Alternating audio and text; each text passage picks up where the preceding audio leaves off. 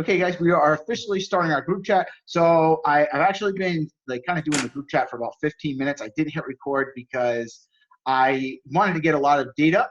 We actually just had everybody tell us their goals, what they've done for the month, and then what they want to do for July, because it's the end of June now. And I want to congratulate, we had a ton of members who watched the blueprint, 3 stages to get to 10,000 a month, and have made some really good progress. Actually, a lot of people in the group are making really good progress, and they're posting in the group a lot. So I want to commend you guys. That's fantastic. Especially people like Sam, who was struggling just a couple months ago and is now at 7,500 for the month. That's fantastic. And we just had Joe. We were talking a little bit about mindset in this chat, and then we're going to go over basically whatever anybody you guys need help with. So we've got a little bit smaller group today, so I can dive deep on any particular topics that you guys want and help you to scale up. But the mindset is a big part of business, and one part that's important to any part of business is knowledge. So I'm kind of repeating myself here because I was just talking about this before we started the group chat. But spending some time to actually watch the course videos and learn is an important part of the day if you can, right? And Joe, Joe said that like, he's at 15,000 a month, and when he first started to get to this level, he watched the course videos a lot. How did you manage it with your daily life and your job and things like that? Because it's never fun to watch course videos. Everybody really is dying to do that. But how did you manage it easily? The thing is, we got 24 hours a day. You can be a busy person, but I know you at least have like 30 minutes a day to sit down and watch it. So it's more of actually like having the discipline to sit down and do it. And it's just a discipline thing, and it helps out a lot to watch the videos. So just remembering to do it. Do you write your goals down each day, Joe? Yeah. I mean, I've been slacking. Like the last week I didn't, but I tried to because we were talking about it in the group chat. Like, I found that if I don't write my goals down, I literally I'm lost. Like, I can't do anything. Like, my mind's confused. Like, it's just crazy. I'm just that type of person. I have to have like a guideline of what I'm doing at all times, or else I'm just lost.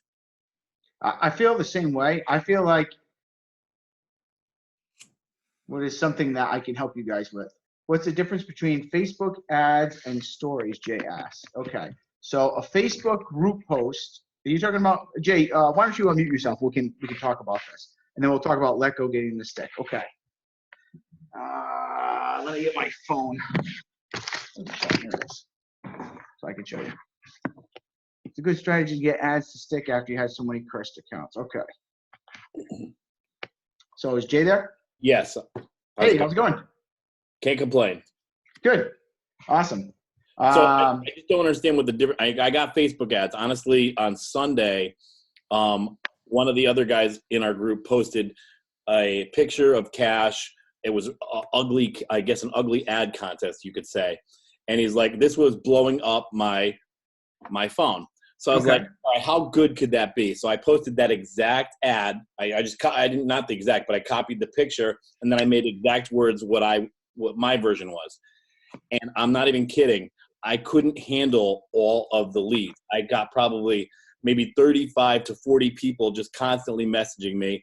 And it was actually insane. It went on all Saturday until Sunday. And I just finally finished dealing with all of that. And I made a bunch of sales. But so I'm good with the Facebook ads. I just don't understand what stories are, to be totally honest. Okay, so it's really quick. Do you mind sharing that ad with everybody? Because everybody's like, come on, man, you can't do this to us. Tell us this, and then not share us. Yeah, I don't know. Is that okay? Yeah, hang on. I'll figure out which one it is on the other screen, and then I'll tell you when I got it. But it was literally actually. I have it right here. I can probably show it to you this way. Okay, awesome. But definitely, I'll pull it up here while you're talking. Well, I don't know the difference between stories. All right, so a Facebook group. Well, there's a difference between a Facebook ad. So there's paid ads, which is a whole different subject matter, and then there's a Facebook group post. Is it a group post that you were talking about? You posted? No, I got group posting down. So I got groups. I got like 15 different groups that I'm in, and I can post all to them. And then I got a marketplace I'm using as its own ad. So in case it gets like, good. Okay. Marketplace. Yeah. But I saw you mention stories, and I know there's something called stories, but I'm not 100% sure. So see this little thing right here that says view story? Yeah, that I'm not familiar with that. Okay, so this is what happens. So have you ever looked into your Facebook and you see these little circles or these little things like, well, there's one of our story posts right there. There's another one. Yeah, that's cool. I don't know. I've never used that, so I I'll can't. play it again for you guys in case you want to see ours. There's one, because we're the only one posting stories in this group. Isn't that awesome? There's another one.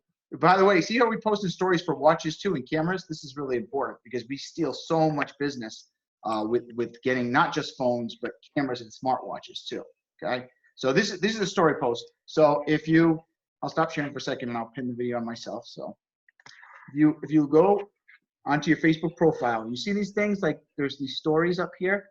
Oops. They're like these little bars or circles, Jay. Yep, I see it. Those are stories, okay?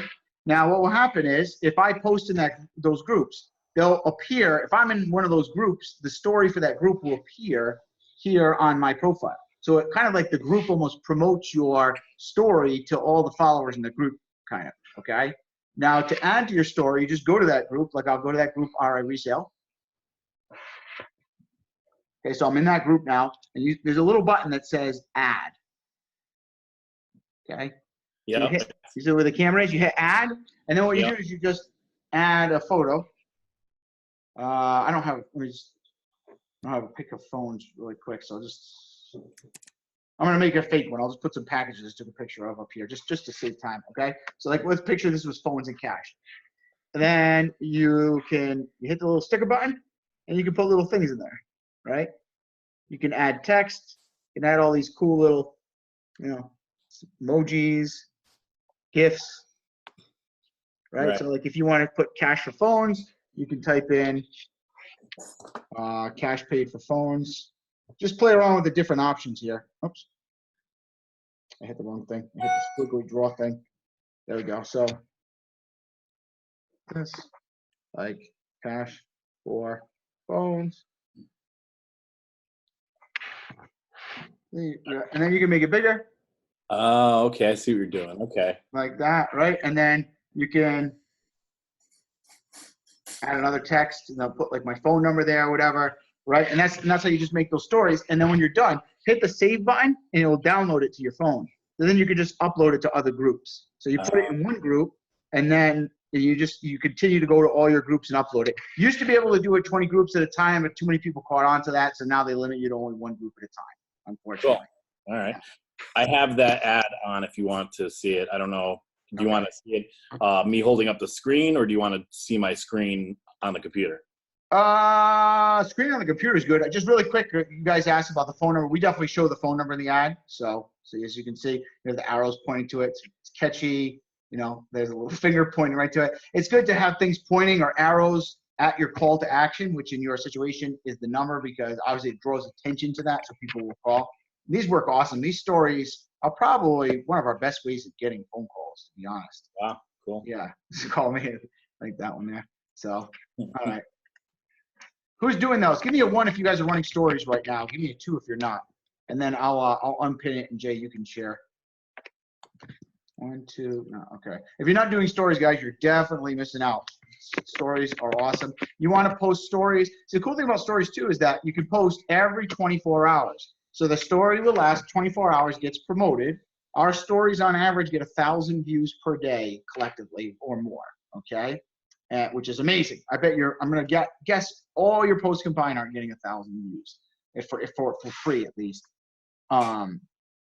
So we do that, and then it expires, and we repost all the stories again. So you can keep posting every day. It's not like a regular Facebook group post.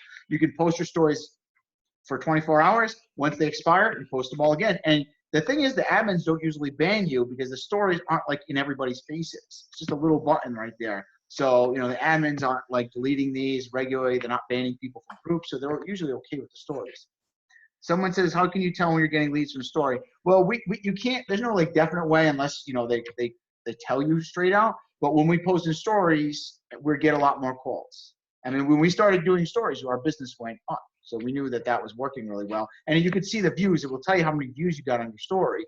And we're getting over 1,000 views a day. So we know we're getting views and we're getting business from it. And when we stopped doing it, we don't get as much. We did it, and we started doing it in one store. We started getting an extra 1 or 2 phones a day from that store. So we kind of track like what we're getting from these things. Ben says, I posted an ad in Marketplace last night, woke up to 26 messages over 50 throughout the day. Fantastic. Yeah, so Jay, if you want to go ahead and share that, that would be awesome. Let's see. So share. Okay, hang on one sec. Share. Eric asked if there's a way to search for groups that only allow stories. Unfortunately, I don't think there is. Some groups I know don't allow stories, but you just got to kind of maybe make a spreadsheet and mark it down which groups. So this is your Marketplace posting right here, Jay? Yeah, this is what I posted in Marketplace. Yeah, ugly ads work so well. The piece of paper just works great. It's always done well for us. And I don't know which member, so sorry for grabbing it, but I grabbed the photo from another member who said this ad was blowing up his phone. I figured I'd give it a try to see if that made such a difference. And I'm not even kidding. There was literally, it had to be 60 or 70. I couldn't even keep up. One thing I did learn though, which was honestly really important for me to learn, I'll never do it again, is in the groups, I wasn't turning off the ability to comment. So now I had to go back to all the groups, see that people were saying they were interested, they were talking in the actual ad, and I'm trying to keep track of them as opposed to getting the direct message. So as soon as I turned off allow comments, then I got a lot more direct messages to the phone and to my Facebook message. Okay, wow. That's so awesome. Thanks for sharing that, Jay. Appreciate it. No problem. So do you normally recommend having comments on your group ads or having them off? Because I also had someone else try to hijack. He's like, I'll give 10% less or 10% more than whatever he offers you. And a couple people started replying to him. Just delete the comments. Yeah, okay. Delete and block them so we can't see your posts. Okay. Yeah, you can delete and block them from your profile. But I would turn off comments because you can get a lot of deals with comments. And with the way Facebook works with organic marketing is the more interaction, engagement a post gets, the more it boosts it, right? Because Facebook doesn't show your post to everybody, but when a post is popular, Facebook sees the post as value, so they'll promote it to more people. Because leave comments on that. Yeah, okay. Yeah. Yeah, definitely. Yeah. It's funny, actually. If you want to see a Facebook ad we got, I'm not exactly sure which one it is, but there was an ad. We have a paid ad, and this is the one we run on our Facebook ads. And one guy, let me see if I can find it really quick. Do you guys want to see this? One guy said, this place lowballs. And my employee actually screenshotted the conversation where he said, okay, I'll take the deal. He had negotiated with them. The guy says, I'll take it, right? And then one of the other people were like, well, why would you accept an offer, and then call them lowballers? So they get in a big argument about like this guy who took our offer, but yet then called us lowballers. And it was like this big, huge thread. And I left it. Because that huge thread was promoting the crap out of us. Because the other thing is people are attracted to drama. So they'll read that and it draws more attention too. So even though they were calling us lowballers, the other guy was defending it. So it was balancing out. But like all that engagement was just kind of showing our ad off. And, the ad works really well for us. So I didn't delete the comments. I left it. Yeah. So sometimes negative comments actually can help promote too, believe it or not. So thank you for sharing that too, Jay. Appreciate it. And okay, good stuff. Anybody else want to share anything or have a question? That was great. So who is advertising in Marketplace right now, by the way? Give me a 1 if you're running Marketplace ads. Give me a 2 if you're not. I think almost everybody here is advertising in Marketplace. Chris is the only one not. Another 2. So if you haven't placed a Marketplace ad, give it a try. Watch the video that in the course that says update, because there's new changes with Marketplace. You can't say cash for phones when you're posting a Marketplace ad, so make sure you don't do that. What did you have for the title for that ad, Jay?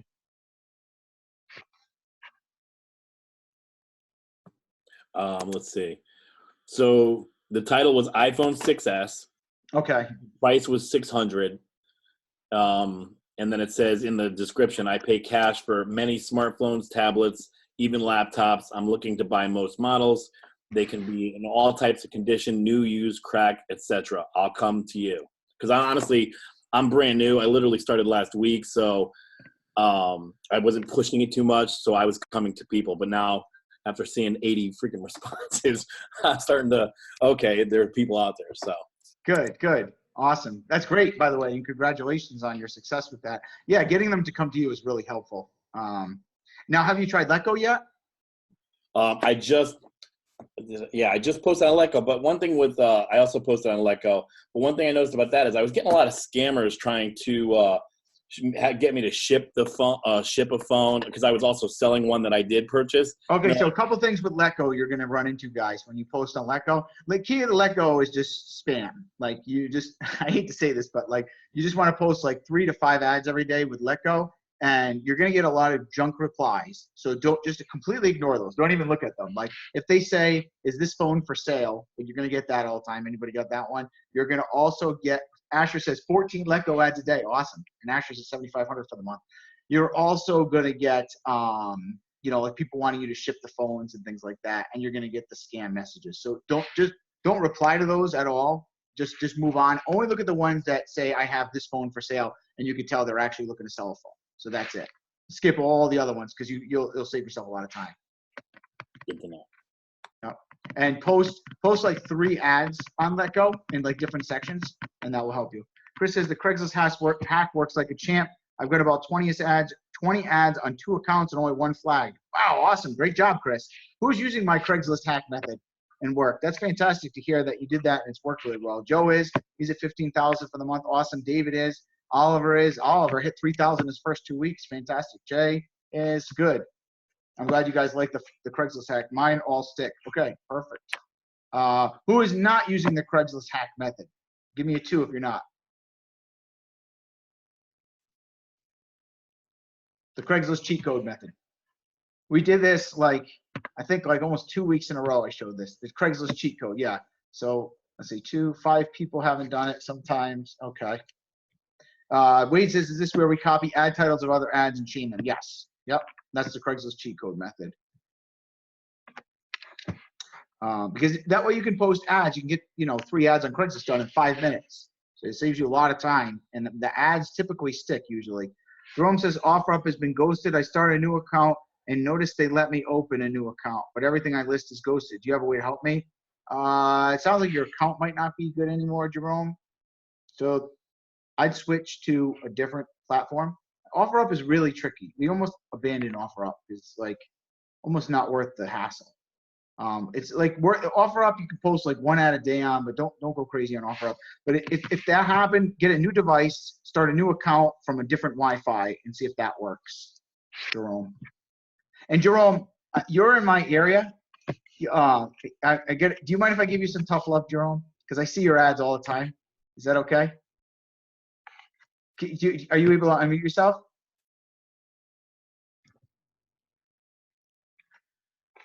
Jerome, are you able to unmute or no?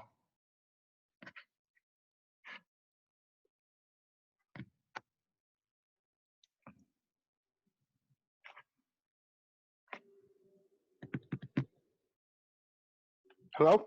Hey, how's it going? Hey, what's going on? Good. How are you doing? I can't complain. So how are your sales, Jerome, right now? Not too good. I just been I'm not doing too good with the closing, but I'm getting a lot of leads, basically from Letgo and Craigslist, but mostly Letgo. I'm getting a ton of leads, and Facebook a little bit too. Good. Okay. Cool. So be careful with the platforms for overposting, because I'm going to be honest. My employees know who you are, and you post so much. They literally call me up and there's this guy in your group, and he keeps posting ads 10 times a day in the same group. Could you just tell him to stop? So it's okay. It's okay. There's not a problem with that, but you're gonna get banned a lot on platforms doing that. So be careful. I personally don't care. You're not hurting my business or anything, so I'm not telling you for that reason. I'm telling you because if you overpost, you're gonna get blocked on all these platforms, and you don't want to kill the golden goose. Okay? For Facebook stories, you don't need to post 10 stories in one group every day. It's just 1 or 2 stories per group in 10 groups. That's the more important thing. Okay. But 10 stories, you're just gonna annoy people because then people see you as just the guy who's at the party handing out his business cards, going buy my stuff, right? So then it actually becomes a negative, and they don't ever want to call you. Then they actually I'm gonna call this buy sell fix company because this other guy posts 10 times a day. So be careful with that, right? So with What are some of the things you're struggling with? To see if I can help you out, close more deals. I think it's more or less. I don't know. I think I know what it is. I think it's I'm not good in negotiating right now. So and not just that. It's the when I do the appraisal. I think I gotta practice that a little bit more. So my appraisal is Okay. not too good. Yeah. So I'm gonna start. I know you said do it within 30 seconds, but I need to do that over and over and get that locked on. But other than that, I think that's it's pretty them two right there. Well, that's good. I'm glad that you know what to work on. Why don't we do a test really quick? Let's test you. What's something you guys want to appraise really quick? Let's do an appraisal drill because Jerome is exactly correct. Yeah, it's important to know how to do an appraisal in 30 seconds, right? So let's do some training on that. What is there anything that you want to appraise, Jerome, that we can help you with? I would say like a iPhone 7 Plus, 64 gigabytes. Okay, so Jay says an iPhone 7 Plus 128 gigabyte. Okay, by the way, when someone messages you guys, who here doesn't ask for the gigabytes? Give me a 1 if you don't even ask for the gigabytes. Give me a 2 if you do ask for the gigabytes. Okay, don't ask for the gigabytes, guys. Just always appraise based on the lowest gigabytes, and then use that as something in your back pocket to come up on the offer if you had to.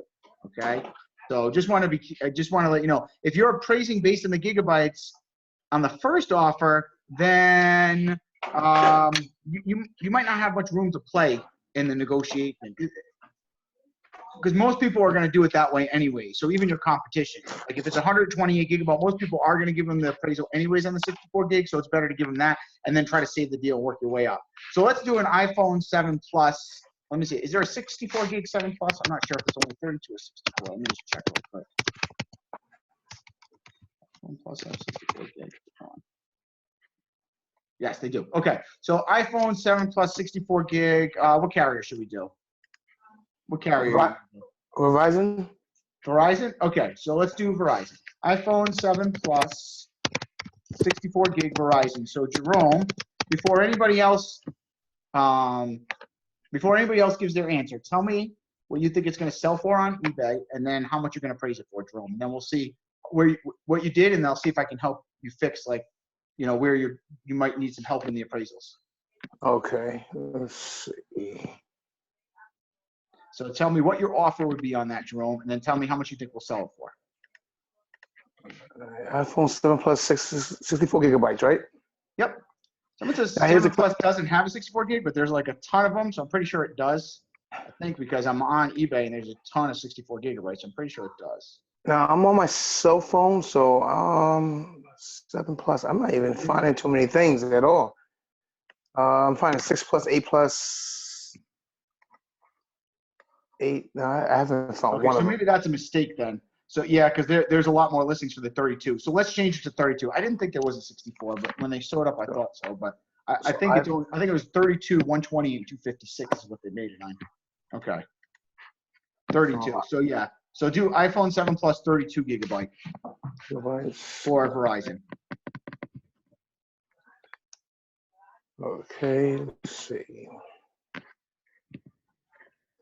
Now, do you go always with buy it now? I always click on buy it now too.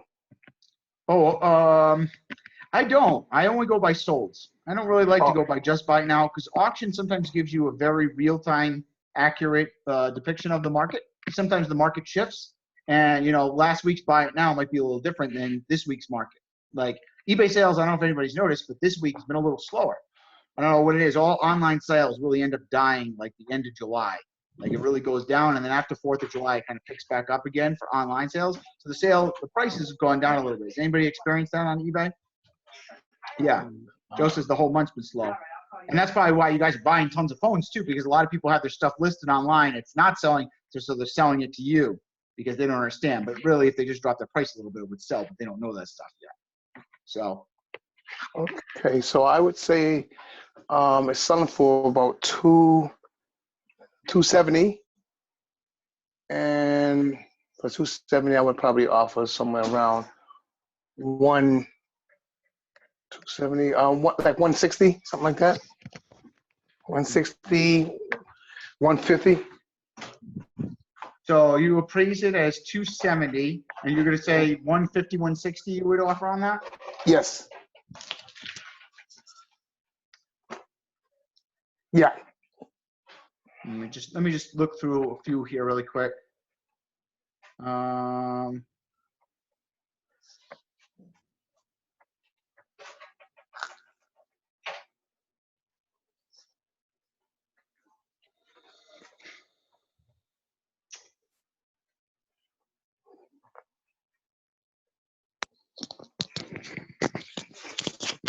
Yeah, so that sounds about right.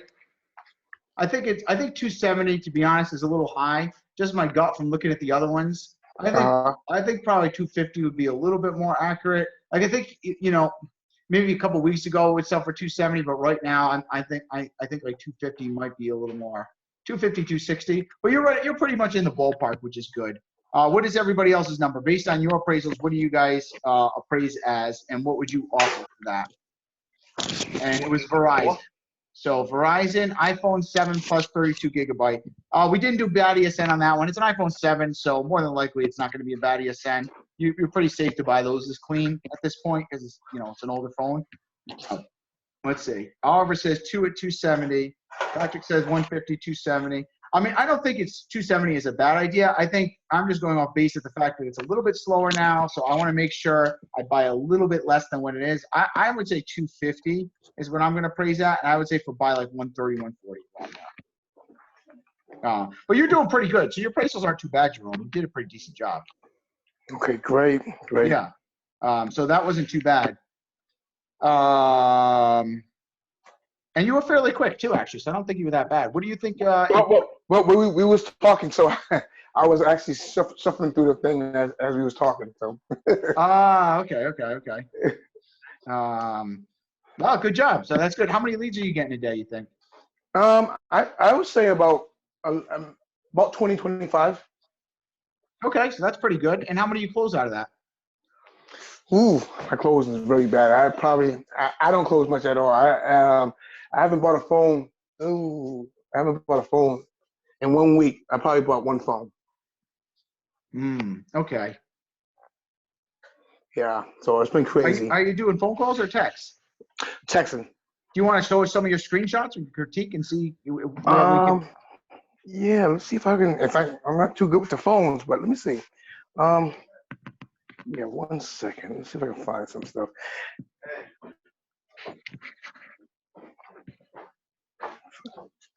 Let me see if I can find something. I'm kind of. Hold on a second.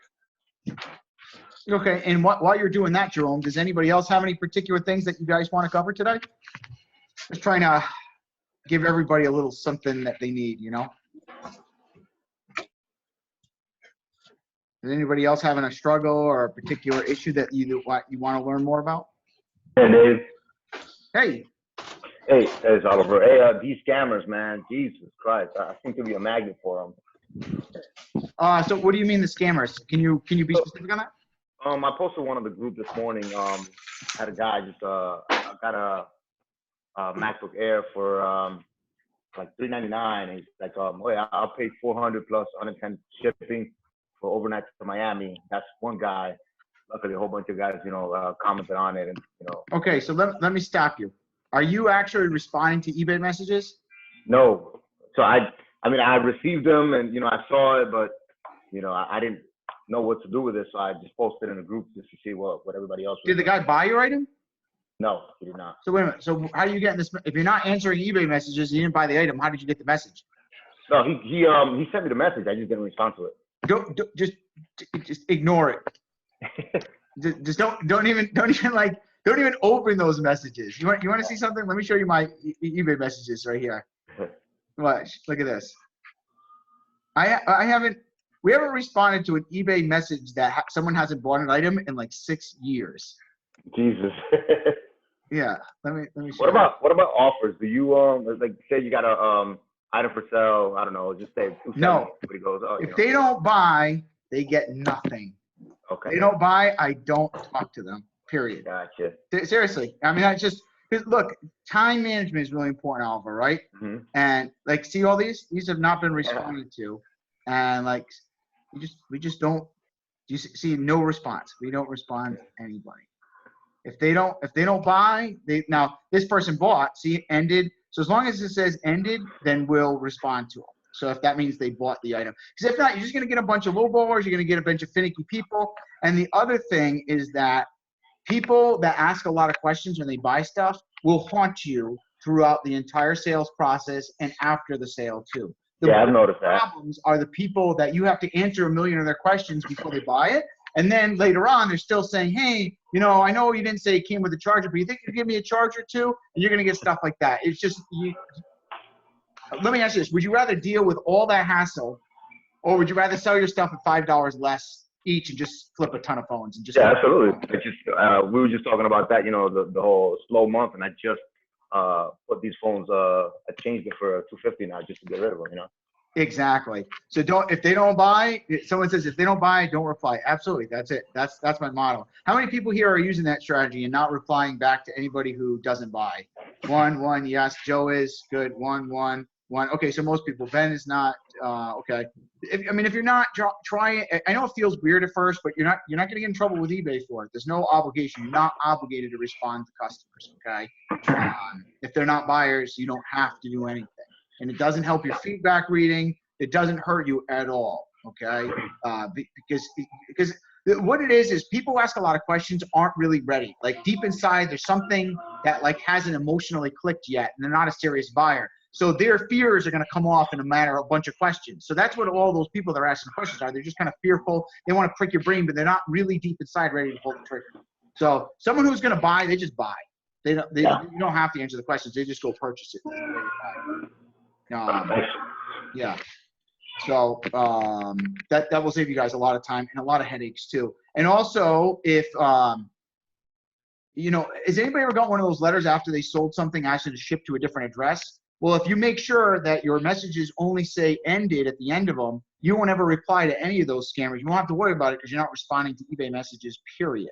So you'll never have to even deal with that. Only if they really buy. Now, if they ask you to ship to a different address, you don't ever do that, by the way. Just ignore it and ship it out. You only want to ship to an eBay registered address because that means you're protected by eBay seller protection. Does everybody know that? And if someone asks you to ship to address, you have the right to completely ignore them and just ship the item out to them. And eBay will side in your favor if there's a problem, just so you guys know. Okay? By the way, I've also seen a lot of members ask about canceling an item if the person has zero feedback. I don't cancel any orders. I'm not sure if anybody has done that here, but I never cancel an order based on feedback. I always ship it out. If they bought and paid right away, I always ship it out to them. Let me see, there's a couple questions I had missed here. Someone says, can we look at my eBay ad that I had up for a few days? Sure, wait, if you want, I can take a look and tell you. So if your items aren't selling on eBay, by the way, guys, so 95% of it is due to the price. All right, I can almost guarantee the price is too high. So if you want, wait, you can unmute yourself and go ahead and share your screen. Check it out for you. Hey, can everyone hear me? Yeah, hey, how's it going? Hey, going good. Let's see, how do I do the screen share?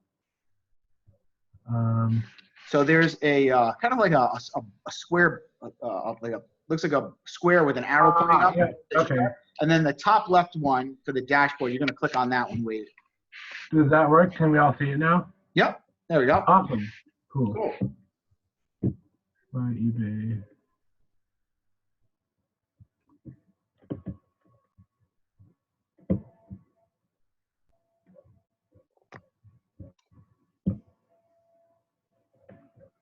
Okay, so I've got a bunch of junk phones basically.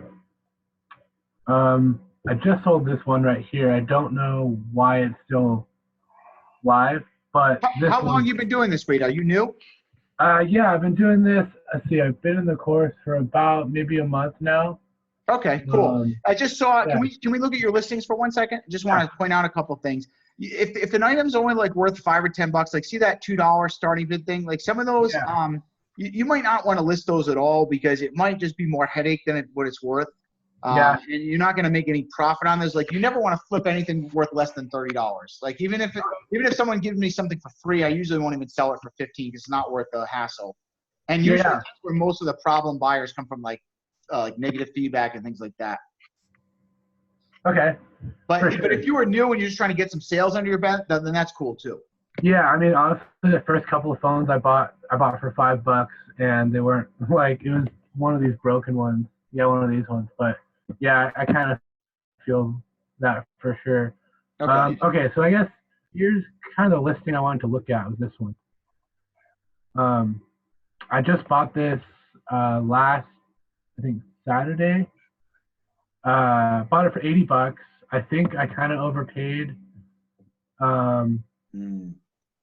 Let's do an appraisal on this. So everybody, can you show the item what it is? So a BlackBerry PRIV for AT&T. Let's all do an appraisal on this really quick. And you guys type in the chat what do you think it's going to sell for, and then how much you would offer. So Wade, do you mind if we do that really quick? Yeah, go for it. Let's just see what everybody would say on that, what their appraisal was, and then that might tell us too, you know, based on your price, if it was accurate or not. Let's see first what everybody appraises it at. Let me just go ahead really quick. Oof. This was AT&T?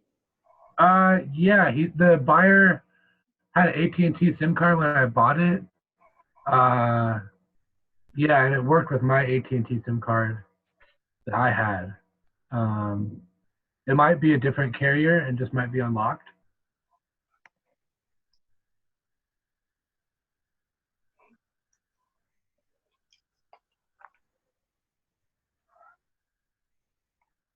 I mean, we could take out the AT&T part and then just do an appraisal. I'm just kind of looking through.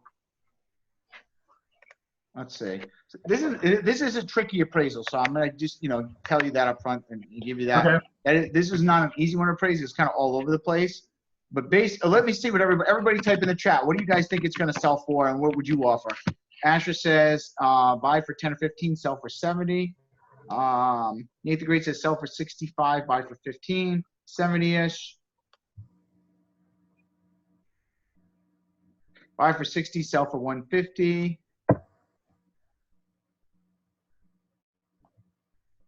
So let me walk you guys through this. This one's a tough one. So let me show you what to watch out for here. Okay, and because this is not like an easy appraisal, so some advanced things. So let's go for some of this stuff. So first off, when this is what I typed in: BlackBerry Priv smartphone unlocked. Actually, I should type AT&T just to whittle it down a little bit. So we still get these that pop up. See these brand new. So I'm not going to use those at all. That goes one ear after the other. Ignore. So this one's a used one. This one's pre-owned. That looks about right. 98.99, right? Okay. So make sure that's no cracks. Yep, that looks good. So this is a very accurate sale too. This one's June 24th, so it's just yesterday. So I'm going to give a lot of weight to this sale right here. Okay, so 99 sounds about right. Now this one sold for 156. That's unlocked and works great. But I saw that exact same one when I appraised it. I think that's why I bought it at 80. This one comes with a USB cable plus a wallet case. And I don't know what BlackBerry no longer needs this other. This one could have been a buyer that bought and didn't end up paying too, because sometimes auctions will sell for overinflated prices and they'll get a non-paying buyer. So we're going to keep that 156 in mind, but let's look at the other ones to see if it justifies us. I'm just going to ignore that. These are all new. Okay, so here's 69 now. So let's see why did this one sell for 69? Because if this is used and sold for 69, condition is used. All right, so I'm going to give more weight to the 69 and 99 because that sounds more legitimate to me, right? Like this could have just been a fluke or something. So we got to be careful of that, right? And let's go down. Now I see Mint 173 Priv. Now is this like a different model or something? Is this yours the same one that slides up like that? Yeah, yeah, got it right here. Yeah, it kind of slides up like that. So, yeah. Someone asked, how do we get better phones? I don't have a problem with these phones, actually. We flip a lot of these, and we'll buy them for 20 or 30 bucks all day and sell them for 100. So I think these phones are great. I don't have an issue with them. And you build up a customer base with these too. But, they're just a little trickier. This one says 122. This is May 26th, so it's a little bit old too. So based on the $69 sale, and also all these are unlocked, and I don't really like to buy phones as locked. I just like to buy them as AT&T. So I would have paid like $30 on that phone, Wade, and I probably would have listed it like $99.95. Like, because here's another one for $84. So that to me sounds more realistic. So I think if you just drop it $10, that thing will sell. Sweet, right on. Yeah. Awesome. Well, thank you so much. And you know the thing I like about buying it for 30 is that even if you have to lowball it for 70 or $80, you're still going to make $40 profit or something. So you know you're doing okay. How much did you pay for it? Just out of curiosity. I paid $80 for it. Ouch. Okay. Yeah. What was your appraisal like when you did it? What were you appraising it as? Let's see. When I did it, I was probably gonna sell it for like 140, 150 or so. Okay. I think, yeah. So I definitely appraised too high. I think that one right there was just kind of the fluke for sure. Yeah, and sorry to hear that. It sucks. But the good thing is it's a learning experience, and you know we all have that when we first start. So you got that out of the way now at least, and now you can Awesome. Cool. Well, thank you. What's that? Oh, sorry, it cut out for a second. I think I was gonna say you can use any frustration or anger from this deal to now when you lowball people, you won't feel so bad. You know, you're like, oh, it's either them or me. Right? So you know that's what fueled me, because a lot of people say, well, Dave, how do you lowball people without like the fear of them getting mad? You use situations like that to kind of like fuel you, like you know. But anyways, yeah, good job taking action quickly though, because I see you already started buying phones your first month, so that's awesome, and you're learning, so that's good. Thank you. No, you're welcome. Okay. Who else had a question? This is good. We're getting a little bit of variety with everybody. Hey, I just have a quick question. Yeah, sure. So someone, I think David says that I should sell that phone locally for maybe a better profit. Would you recommend that? I don't know. So here's the thing about locally, right? Is it comes at a time cost. So like, for example, one of my guys, he was buying game consoles at like 100 and they were appraising on eBay for 170. He said, oh yeah, but we can sell them on the apps and still make a profit.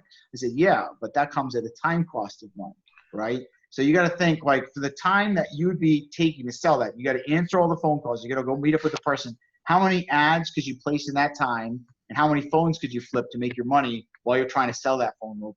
So there's a time cost of money too, right? So that's why I don't do local sales. And it's like, if you are going to do local sales, still buy it at $30, you know, so you can do that. I personally, I would sell it at 80, break even, and just move on fast, because volume is the key. And the more phones you flip, the better you get at it. What happens is, if you get good at handling bad situations, then you attract more bad situations, right? And trying to sell it locally because you appraise too much is kind of like training yourself to like sometimes pay too much. But if you bite that bullet and you just sell it on eBay, you're almost kind of like forcing yourself to buy at that 30 and be strict about it. You know, it's kind of like a mindset thing. Some people won't agree with that, but that is kind of worked for me, you know, for our business, and that's helped. I don't know if that makes sense. Yeah, for sure. Yeah. So that's always been my mindset. Just kind of get it, move on it, and just really just remember that hit and keep making money. Okay. But if you're low on cash, you can do that too. That's, you know, there's always, you know, multiple ways it's going to count. I'll just drop it down.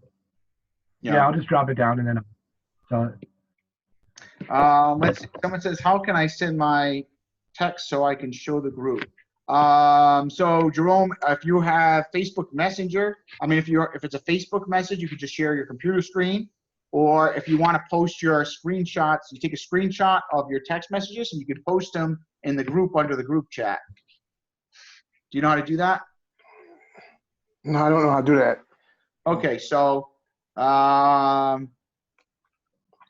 where you live, Jerome? I'm in Worcester, not too far from you. Oh, okay, all right. I was wondering why so actually, David, you're right in Connecticut, right? You're pretty close to Jerome. Connecticut? Yeah, not too far. Not too far at all. I was talking to David, right? Yeah. I don't know if you guys want to connect or something. What I would try to do is connect with some people that are in your area. Because David actually sent me a couple deals, and then I sent him a deal too. I don't know if you ended up getting that deal, David, but like he had a deal that was in Rhode Island, was too far away, so he sent it to me, and then I had one in Connecticut, we sent it to him.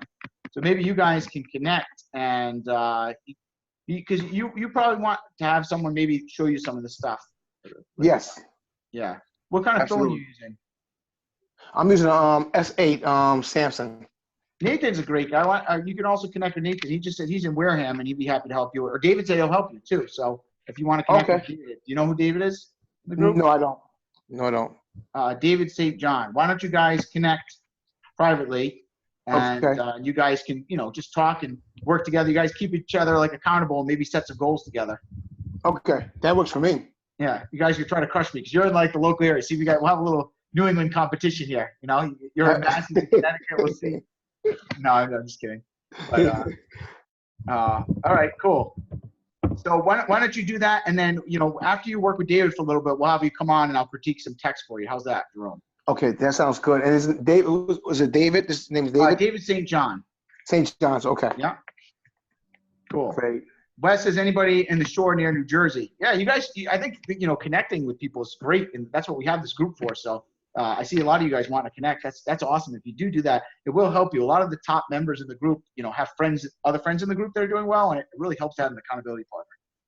Okay, great. Yeah. Thank you. Oh yeah, absolutely, Jerome. Thanks for volunteering. I appreciate it. Does anybody else have any issues that you want to go over today, or any other problems? I'm trying to think. Does anybody not know where to start, or doesn't even know what problems to ask? That's okay too if you have that. If you're not I don't even know what to do, Dave, then we can work on that. Jay says shipping out phones. Do you recommend priority mail? We ship first class for anything under 14 ounces. Anything over that, we ship priority because you have to. So we always try to ship just first class. It's cheap, $3 or $4. And we don't insure any packages because we sell 200 phones a month. And the average $3 or $4 insurance per package, which would cost us $800 a month. And the post office almost never loses packages on us. So it's cheaper for us just to eat a phone once in a while. But that's us. If you're brand new and if losing a package is going to destroy your business, then I would suggest insuring it. So it's kind of based on your situation where you're at. And that's probably the best advice I can give you as far as that goes. Joel, you said I shook the banana tree too hard on Letgo. You remember the banana thing. So Joel, if you want to unmute yourself, I'm happy to answer any questions. Letgo is really easy to repair from. You can start up Letgo accounts pretty quickly if you get banned on Letgo, fortunately.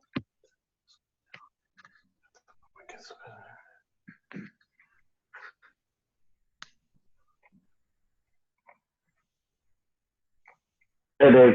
Hey, how's it going? All right. So getting these ads to stick on Letgo, man, that's been like the biggest heartache.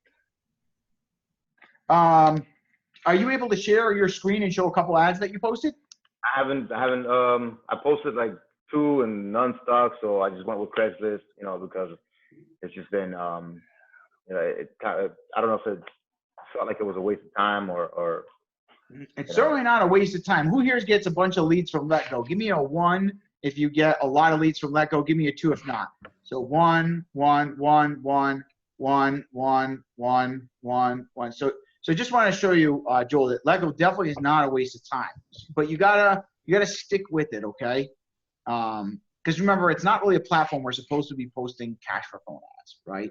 So, are you still there, by the way? I don't know if I can hear you. Yes, I am. Okay, cool. So it takes a little bit of perseverance, but when you first start a Letgo account, you want to just post like some stuff around your house for sale. You don't really have to sell it, but just post something because you got to kind of warm the account up too. So it helps like for 3 to 4 days so it looks like you're a real Letgo user, and then you post 1 ad a day to start off. And when you posted your ad, what did you type for your title? Honestly, I don't even remember. That was about 2 weeks ago. This is Oliver, by the way. Oh, I thought this was Joel. Oh, wait, where's Joel? No. So, hey, Oliver, how's it going? Sorry, I'm looking. I'm trying to find who's talking. I didn't realize that was you. My name is Wade. I just missed a call from you.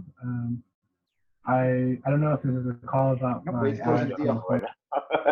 We have to he gets so excited he's on the phone closing. Yeah. Yeah. So Oliver, you were the one that was asking questions. Yeah. So about the Letgo thing, I mean, I was watching your videos on posting also our previous group chats and stuff, and I posted one and didn't stick, and then I think I posted a second one that didn't either. Okay, so when you post a Letgo ad, really important for the title, make sure you don't say cash for phones in it or anything like that. Don't say I buy phones. You just make it look like you're selling a phone, like iPhone 6 or iPhone 7 or something. Yeah. And then just leave the description blank. Don't put anything. And in your picture, you take a picture. Have you seen the pictures with the phones and cash? So you have the number and the paper. Just do that. Yeah, I got a bunch of pictures. Yeah. I mean, those work really, really well.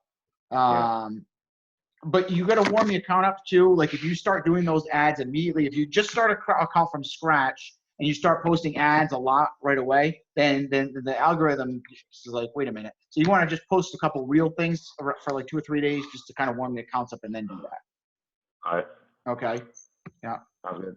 Does anybody want to share the Letgo ads just to show everybody what they're doing? Hey Dave, this is Joel. Hey, how's it going? There you are. Yeah. So my Lego experience, I warmed the ad up. I had already had an account before I started doing this. It was warm, and then I just went really hard on it. And now, when I try to post an ad, even like an ad that doesn't even say I buy phone, just like a phone with cash, they're flagging me. Are you able to show us the picture? Actually, really quick, Joe. Joe is doing really well. He's doing 15,000 a month. Joe, do you mind sharing some of your Letgo ads, or just show your screen with some of the ads? Would that help you, Joe, really quick? Well, let him show his ads so you can see what he's got, and then we can do like a question and answer on it. Does that sound good? Yep. Okay, cool. So, Joe, I'll pin the video on you. Oh, his phone just died, he said. So give him a second. Let me see. I got my phone over here. I think mine's dead too. The other one here close time. Let's see. Did you write anything for the title, Joe, when you posted? No, I wrote nothing, and I just said message me, and they still flag me. What kind of picture do you use? Just one, I believe it was one of Aaron's pictures of just a phone and cash. No message on the photo at all. Did you copy the picture? Yeah. Be careful with that, because we find if we copy pictures, like they get flagged way more. Like the chance of getting flagged goes way up when we steal other people's pics. Okay. Yeah. So try to make your own pics if you can. Or just do my own organically. If you can, I mean, you can make a picture just look similar, like make it look exactly like the image, but just don't steal the actual image. Because I mean, there's no way to know these algorithms for sure, but I just know when my guys, like if we take a pic from one store and one of my other guys uses it for my other store, the chance to get flags like 60% more. So they don't, like we tried to like have my wife take pictures for everybody, from all my employees to post on Letgo. But when we did that, they were all getting flagged because they kept sharing the same photos. So that's when we figured out, like if you share pics or you use other people's pics, the chance of getting flagged goes up a lot. So we don't do that anymore. Got you. So try to make your own and see if that works. And then let's see if this helps you too. Joe, if you want to go ahead and share your ads for Letgo.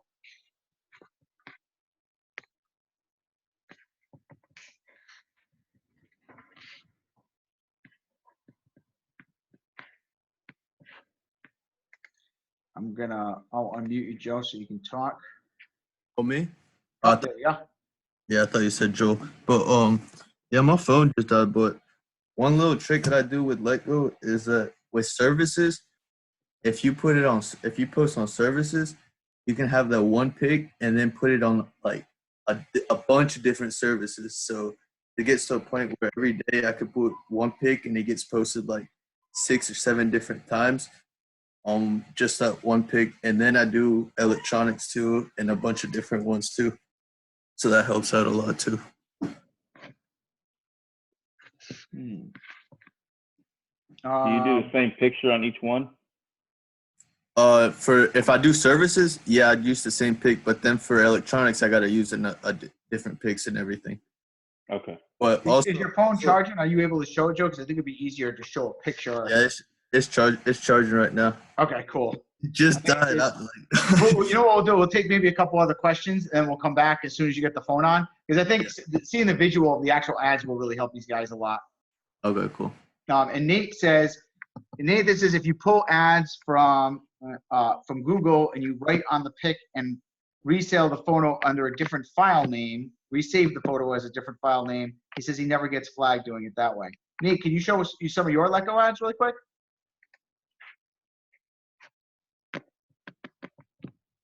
Oh, and also I use Canva, this app named Canva.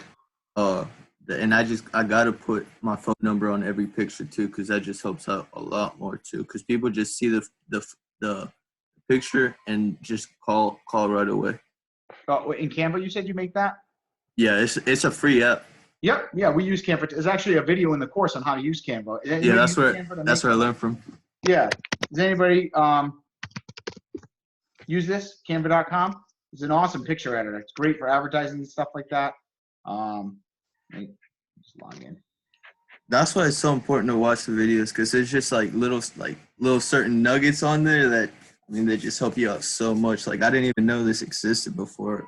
Like you said, it was one in the middle of one of your videos. Yeah, you can make all different images too for your like Facebook group posts. You can do things. It's fun to play around with, but like, let me see some of the designs. Like, see, these are some of the things that I've used here. Like this is for I've used this for my own promotion, but Amy has a different account. She's done it for the Facebook group posts. Like, we've made this type of thing. You take the picture, you can just add letters to it. There's a video right in the course on section 4 on how to use Canva, so you can just watch that. And if you guys want to do it, see how that's done. But that works great. Nate says he used Paint. Nate, are you able to unmute yourself? Oh, he says, I'm not on my computer. I'll hop on. David, you said you would share some? David St. John? You have some that work good? Yeah, I don't know how I'm going to share it because it's all on my phone. I can put it up to the screen. Oh, yeah, that would work. That would be fine. All my ads stick on Letgo. I actually have pretty good success with it. So, can everybody see David? By the way, is the camera on him? Everybody see him? I'm not sure if this will work or not. But what I do is I basically take a picture of a lot of the phones that I get, and I just write with markup on my Google Photos editor, and I just write right on the phone. But I've noticed that the best way to make it work is to make sure to stay inside the guidelines of the phone. Like, don't go over the edge of the phone, because if you do, I notice it gets flagged pretty quick. Okay, that's interesting. Yeah, that's what happens to me anyway. But so that's get most of your ads. How many ads you post a day usually, David? 3 to 5 on Letgo. Okay. Once in a while they'll get flagged if I try something new, but most of the time I make it like this, where I write right on the phone, cash for phones, or I use the dollar sign. You guys can easily do that with the Facebook Story app or Instagram Stories. There's just a paint option if you want a super fast cheat code to make pictures like that. If you go to Facebook Stories, let me just put it on me for a second. And Dave, I'm gonna go back to you in a second, but just to show so everybody knows how to make these. If you go to the stories and then you just pick a picture, right? There's a little paint thing right here, and then you can just write with your finger on it, whatever, you write the number, and then you can just save that once you're done, and you save it right to your phone. And then you can use that picture for whatever you want. You can use it for your groups or Letgo or whatever you want to post it in. Chris says, I shared my Letgo ad yesterday with the group. It would be awesome to get some feedback from you. Well, if it's sticking, that's good. I mean, any ad that sticks on Letgo is good. So was it sticking, Chris? Hey, Dave. Hey. Hey, I got my phone still charging, but I just pulled it up on my computer. So okay, cool. Too. Yeah, let me pin the video on you, Joe. Oh, I got to unpin it on me. Sorry. There we go. Okay, go ahead. I'll pin that on you. And thanks, Joe. Appreciate it. Okay, so I'll share my screen real quick. You see it? You see my screen? Yep. Okay, yeah. So this is a Letgo. This is my Letgo on my computer. I mean, as you can see, like I said with services, like these are all sticking. These are all sticking because I put them on services, and it's just one ad that people see everywhere. with like Look this. at that roof repair. And Yeah, for real. Can you click on that ad really quick, Joe? Can I see that? Yeah. But So We Buy Phones hasn't added. I don't even put a The name of your description. account is We Buy Phones. Yeah. I love that. That's awesome. Yeah, man. But like people, I mean, people don't care that it says roof repair, or they do. They see it, but they don't really care. They just see the picture. Of course. And what sections are you posting that in? Like I said, like these are all services. I put one picture, and then it lets you tab on all these different ones. So you put accounting, advertisement, wealth development, and you. That's awesome. And Did so, anybody else use this strategy? and these are all sticking right here. These are all sticking. Then you got some with the phone number. Do you mind clicking on some of those ads, Joe, so we get a close up? Oh yeah. Like that one. That one I used. Is that one? Is that one it? We Buy Phones, electronics, cash. Nice. Or like this one too. Like the phone number right in the middle. So as soon as people see it, they just leave the app, call, and or text right away. Did you use Canva for that one? That looks like Canva text. Yeah, all of these. I mean, that's all I use. Like text right there. How many ads are you posting a day? I post a lot, man. like these this is from like the day before for services, and these are all like these all stick. Like I went on another profile on Letgo, and I could see all these are all sticking right here, and it's just like the service, just a services strategy right there. And I mean, these are all like this one too. This one got a lot of hits too. I went ahead. I love that ad. That's awesome. Whenever I've written on a piece of paper, it's always worked so well. Like the plain paper with the marker works so good. So I mean, and I'm not even kidding. This is probably from like this week, and like it's just. I mean, that's where I get like most of my leads from. Letgo is where I get, or like this one. I use Canva for that one too. Oh, nice. Cash paper. How many leads do you think you're getting a day? My phone just turned on. You about to see my messages, man. It's like it's crazy. Like really, Letgo is my number one.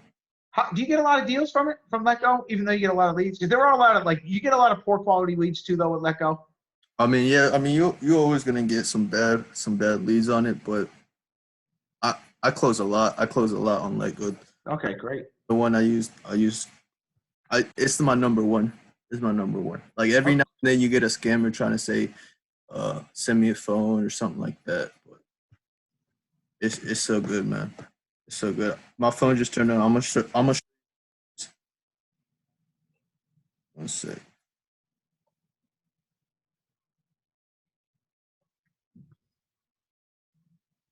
One sec. But yeah, like as soon as someone told me about this strategy, man, it works beautifully. So y'all should definitely try it out. Yeah, I love it. I appreciate it. Thanks, Joe, for showing that. Or like also another thing is private yoga instruction. I love that. Yeah, and if you another little secret is if you reactivate all ones, and then or I mean you have to do this on the phone, and then you put a 50% discount. If you put a 50% discount, it bumps it right up, so it's the first one you see. But I mean, how do you do that? You know what? Let me stop sharing your screen for a second, Joe, so we can see your picture on the video. Okay, yeah, one sec. There you go. Okay. 518 messages. Wow, nice. And these are all just all from those from probably this week. So Letgo, I mean, I know Oliver said he had a scammers, but you just ignore those and just keep going with it. Yeah, I agree. So I think you're gonna get some stuff like that because we get that too. But probably, I mean, what do you think is the percentage of good leads versus the throwaway ones that you don't answer? I say about good honest leads, like 60%, like a lot, man. It's a lot for me. Maybe it's just my area because I do live kind of like in a like a beach town, kind of suburban. So that's why I don't live like kind of like in the city. I feel like in the city you might get a lot more scammers. But Lego is definitely the best, and the only reason is because every day I have to wake up and put at least 5 ads. So this is like a buildup of weeks and months of just every day doing it. So it's just so constant and a lot of business. So it's important to build up your ads then. So like Mhm. if you're posting, how many do you think a day? 10, 5? With the services, I put, to be honest with you, I mean, you saw the services. That itself is 10, and then electronics, others, and then yeah, those are basically it. And you're doing that every day. Every day, and then plus Craigslist. How many accounts do you have? I You're doing have it 2 all on one phones. account? No, I have 2 phones. I have 2 accounts, man. 2 accounts, okay. Yeah, it's just because, I mean, it's just the key to it is just discipline. Like you just gotta wake up, and the first thing you do is just post it, get that done, and you good to go. Awesome. Thank you for sharing that, Joe. I really appreciate it. Generous of you to show everybody that stuff. We appreciate that. Mm-hmm. Sweet. Well, I hope that was helpful for everybody.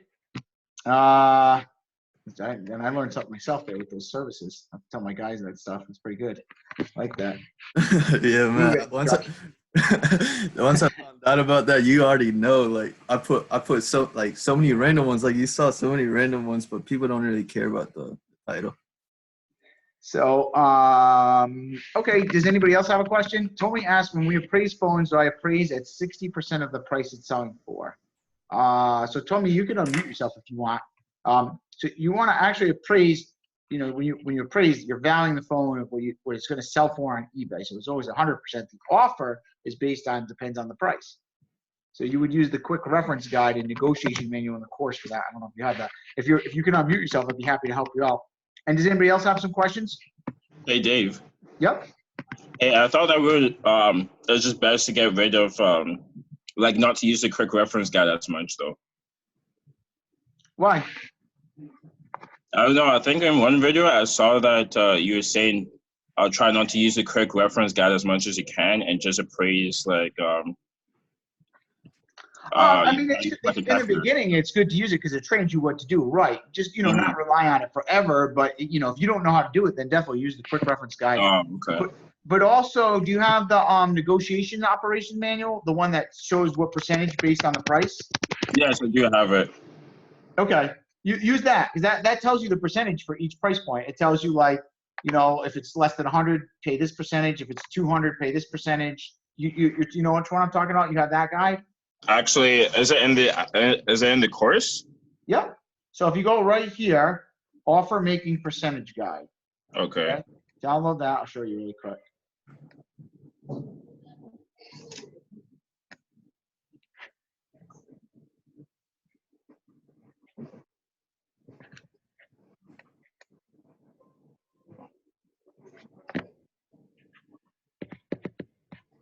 See this right here? So it actually has a guide to tell you exactly what to pay based on the percentage. Oh, I overlooked that one. Yeah. This is the manual that my employees don't use the quick reference guide. They're actually trained to use this guide instead. This is the manual I wrote when I built my stores, and this has worked very well for us. So we always go by these percentages because there's a little play with these, so that way you can negotiate with people too. Okay. Then where did you go for that again? Just can you show me again where you went for that? Yep. So if you go in the course and you go important documents, there's a lot of good stuff if you guys haven't downloaded these documents here. It's offer making percentage guide. And just take okay. Cool. Thank you so much. The bill of sale is right there if you haven't gotten that yet. There's a frequently asked questions, which is really helpful. There's a lot of the same questions most of the course members ask. If you download that, is really good. Yeah. The rebuttal script, if you guys haven't gotten that, there's a text script here for those that didn't know that.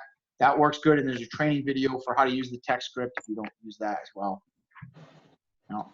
Thank you so much. Oh, you're welcome, Tommy. No problem. Nathan says, I like that manual. I go by it all the time. Just have to save to my phone. Wes says, chug that beer, David. I'm lost on that one. I don't know what you mean, Wes. Hey, Dave. Yeah. what would you say is the sweet spot as far as phone, putting out a certain amount of phone, you know, like, because I had a guy who's like, I got an IXS Max, he wants $600, as opposed to I have 100 people that say they have a 6S, I'm sorry, an XS. That's 600 I'd have to outlay to make 100, as opposed to buying 10 7 pluses that I pay 100 for. Where's the best bang for the buck is basically what I'm asking. Well, that's a really good question, actually. So, I mean, our strategy is this, you know, we always give more attention to the more valuable items. So like, you know, if we have to really, you know, work a deal and I'm going to spend time working a deal, I'm going to work a harder one that's going to be a more expensive phone, right? So let's say like an iPhone XR is going to sell for like $500. I'm definitely going to spend more time working on that than like a cracked iPhone 7 or something for Sprint, where, you know, I might only get $120 for that. If I sell it, I might buy that for 30 and sell it for 120, which is a good meat and potatoes deal. It's still not bad. I'm going to make $70 on it. But on like an iPhone XR for Sprint, we're going to buy that for, you know, $250, sell it for $400. That's a, you know, over $100 profit on that. So we'll work a little bit harder to get those deals than the cheaper ones, right? But we're still going to work those deals. I mean, I like iPhone 7s. Those are good meat and potatoes phones. We get a lot of those. But then there's those sweet deals too, like the iPhone XS Maxes you talk about. You know, those are always good. I give a lot of attention to those. Like I'd follow up on those leads, you know. Like one of my top guys, he writes down like some of the best deals. And if the person's like, oh, I'm going to think about it, he'll like write down a list of these people off of like the real sweet deals. And he'll follow up with them like 3 or 4 days later, give them a call. Hey, how's it going? You know, you think about selling that phone still? Kind of build a relationship with them. Because the cool thing about that is like if you get 3 deals that you make $200 profit on, well, you're at $600 profit for the week on just 3 phones. If you chase the big fish kind of, and then that way it guarantees you a nice core income for yourself. And then all those other little meat potato deals you get as you're working them. If that makes sense. Yeah, it does. One of the reasons I was asking is because if I sell the phone for $500, then it's like, or $600, then I'm paying $60 in fees. But if I sell iPhone 7 for $100 or $150, then I pay $15. So I would figure I'd probably be better off selling less expensive phones to avoid fees. But maybe I'm thinking about that wrong. Oh, I want to pay shitloads of fees. I mean, I want to pay so many fees that like more for more sales. I got it. Yeah. I mean, just it's kind of. I mean, it's almost like sometimes you hear people say stuff about taxes too. Like I don't want to make so much money because I got to pay taxes, but I want to pay taxes. I want to pay tons of taxes because it means I'm making money, right? So yeah, don't be afraid of the fees. And the cool thing about eBay fees is you don't get billed on them for a month, so you can save up some money. You can actually leverage that cash to buy phones and flip. Which is the nice thing about it. Just make sure you save the money that you're flipping. Like you don't want to be spending that money. That's the important part. Cool, thanks. Yeah. Oh, yeah, no problem. This is a great question. Tommy says, person didn't take the first offer. How do I incorporate second offer into the conversation?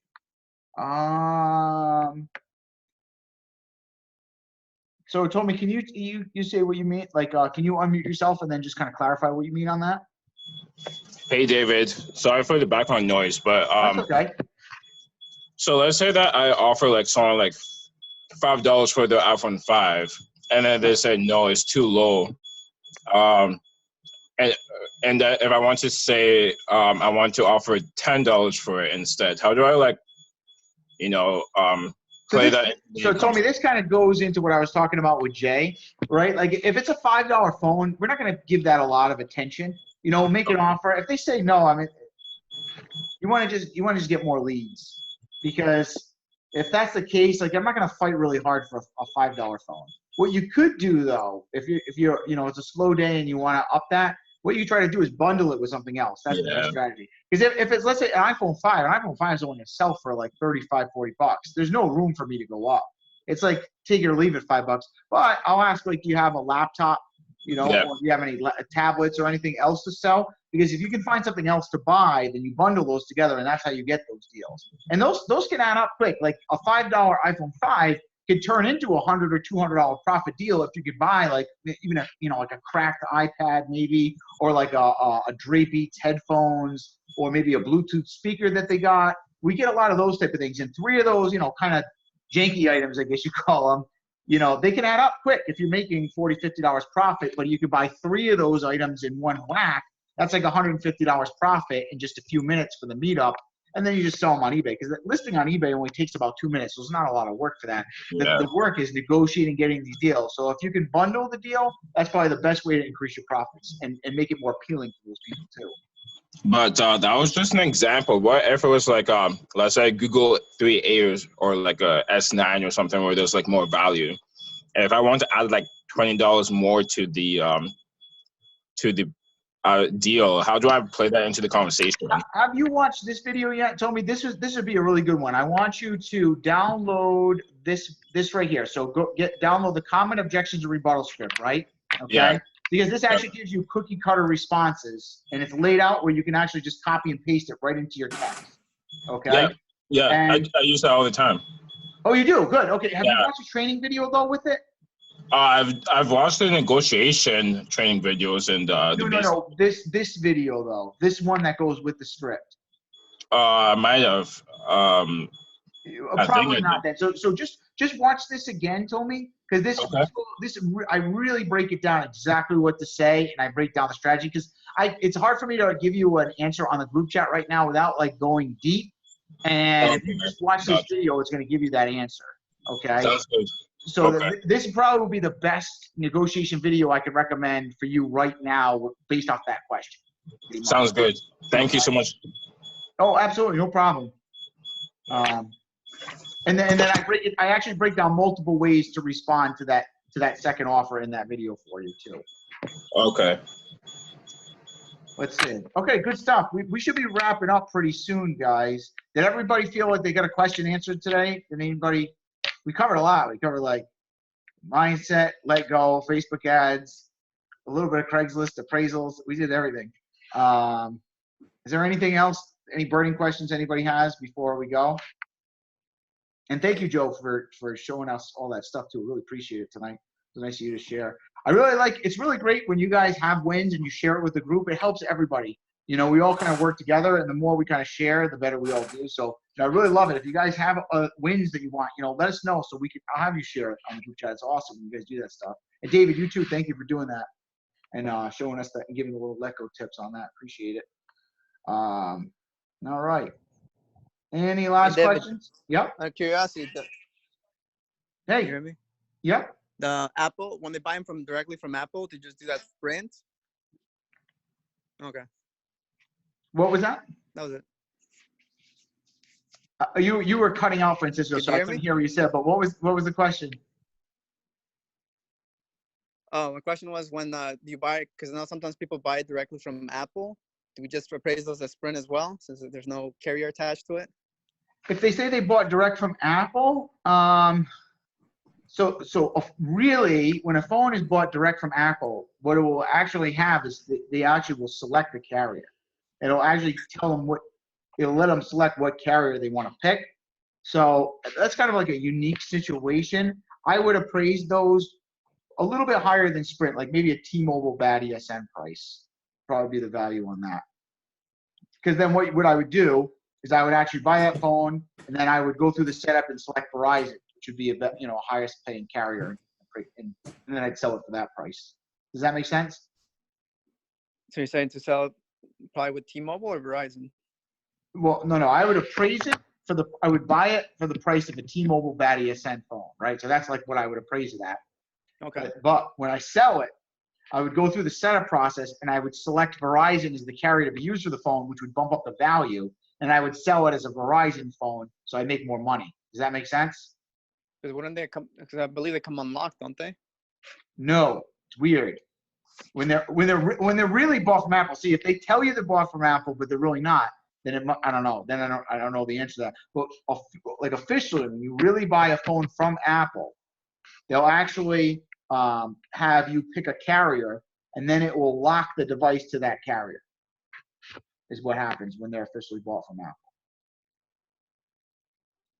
It's a different setup than you normally see. It's kind of weird.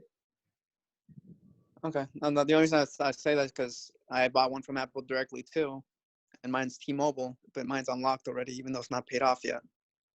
So I just thought that was how it was for everybody. I guess not. It's interesting. I've had people tell us they bought it directly from Apple, and then usually it will have that whole setup process. That's what I've experienced when we did that. Do you mean like when you reset it, or when do you? Well, I mean, it's already reset because it's brand new. It's never been activated. So we'll say your phone is not attached to a carrier, and we'll list all the carriers to attach it to, and it will lock. Oh no, yeah, that's if it's brand new. I'm saying like if it's been used and activated. Oh, if it's used, yeah. Well, if it's been used, and they say they bought it direct from Apple, I guess you can appraise as unlocked. But I really don't like appraising anything as unlocked. But if that's truly the case, because the thing is, a lot of people could just say that too. So you always got to verify it with multiple SIM cards. So I would carry 2 different SIM cards, a T-Mobile and AT&T, and if they both work in the phone and it takes both of them, then you know it's truly unlocked and you can pay that price. Does that make sense? Do you have a SIM card kit with you? Yeah, I have multiple SIM cards. Okay. Yeah, so you can just do that to verify it's unlocked. Okay. Yeah. But you know what? I'll be honest, we still buy those phones as like bad ESN price and we still get them. Yeah, I just do bad. And then if you verify later it's unlocked on your own time, then you could sell it for higher value. Oh, yeah, that makes sense. Yeah. I just thought it was a different, very specific, so I wasn't sure if you guys did anything different with that. No, pretty much the same. Yeah. Okay. No. Good question though. All right, guys. Anything else? Any other questions? Hi, Dave. I just have one quick question real quick. Yeah, sure. So I was just wondering, when I post into a Facebook group, is it best to use pictures or to not use pictures? I think pictures for Facebook, because it's really a photo and video platform. Pictures probably are best. But you can experiment, because the other thing is though is that people don't when they're used to seeing pictures all the time and then there's text, sometimes it is a different ad, so people might respond to it because it's different too. Does that make sense? So Yeah. I just test out different things. So sometimes we had text ads that work great, and that kind of goes back to the ugly ad theory. Like, before we've tried just writing on a piece of paper, I buy phones, and just having the piece of paper there, and those have been some of our best ads ever. And they're ugly, but the reason why the ugly ad works is because the people get advertising blindness because they're bombarded with all these pretty commercials all day. So when you see something ugly like that, it stops the eye.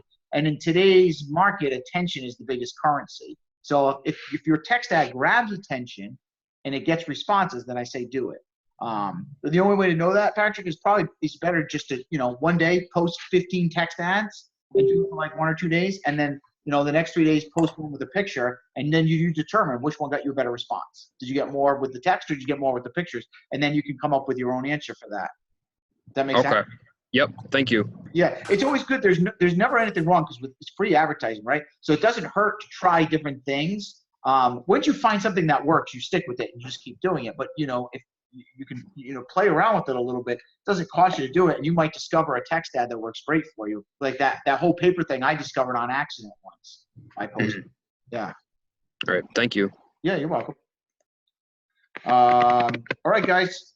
I think I'm going to let you guys go now. That's okay. And thank you for everybody who participated today. You guys did a great job. Keep up the great work with your sales. You guys are crushing it. You guys are, really doing awesome. It's just every day someone's posting in the group their wins and stuff. So keep up the good work. And thank you for everybody who's helping the new people out too and connecting.